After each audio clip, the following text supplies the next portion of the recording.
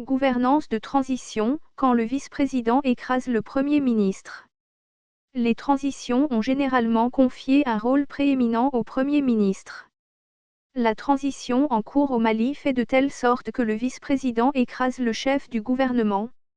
Au terme de la charte de la transition, le vice-président s'occupe sphériquement des questions de défense et de sécurité. Mais il est clair que c'est le colonel-major Assimi Goïta qui a la réalité du pouvoir et ne s'en cache pas.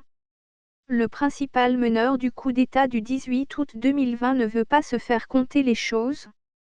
L'homme s'est imposé à la communauté économique des États indépendants de l'Afrique de l'Ouest, qui a fini par lâcher du lest pour accepter son existence dans l'architecture institutionnelle de la transition malienne. C'est ainsi que le colonel-major Assimi Goïta se donnera un cabinet digne de ce nom, avec des locaux flanqués à Koulouba, à un jet de pierre du palais présidentiel. Histoire d'avoir à l'œil les faits et gestes du président de la transition, l'officier supérieur à la retraite que les putschistes sont partis chercher dans son champ pour le « job ». Seulement, voilà. Au lieu que le président de la transition ait pour collaborateur immédiat du pouvoir exécutif le Premier ministre, c'est plutôt le vice-président qui marque Bandao à la culotte. Il assiste à plusieurs audiences stratégiques du président de la transition, l'accompagne à l'aéroport pour la plupart de ses voyages. C'est ainsi que pour le récent voyage de Bandao en Algérie, c'est le colonel Assimi Goïta qui a assuré sa présence aux côtés du chef de l'État à l'aéroport, jusqu'à l'avion.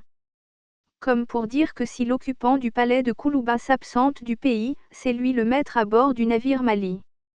Or, sous l'égide des médiateurs de la Communauté économique des États indépendants de l'Afrique de l'Ouest, la disposition selon laquelle le vice-président doit remplacer le président de la transition en cas de vacance a été supprimée.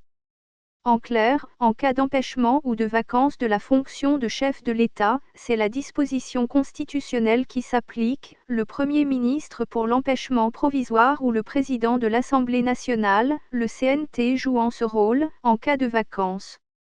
Alors la question se pose de savoir si Assimi Goïta serait prêt à accepter ces dispositions constitutionnelles ou, pour lui, du fait de l'impact du coup d'État, il est devenu le remplaçant du président de la transition lors de tous ses voyages.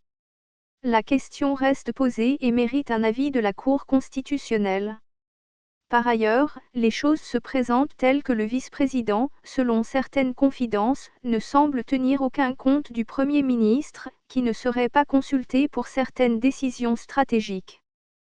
Quid de la plupart des nominations à des postes de responsabilité qui, dit-on, doivent recueillir l'assentiment du vice-président, et non celui du chef du gouvernement. Sans compter que c'est le vice-président qui fait le plus grand nombre de déplacements tant à l'intérieur qu'à l'extérieur et à la haute main sur les renseignements et sur plusieurs départements de souveraineté. Cette situation ne va-t-elle pas engendrer des couacs dans le fonctionnement normal de l'État? Le risque est certain.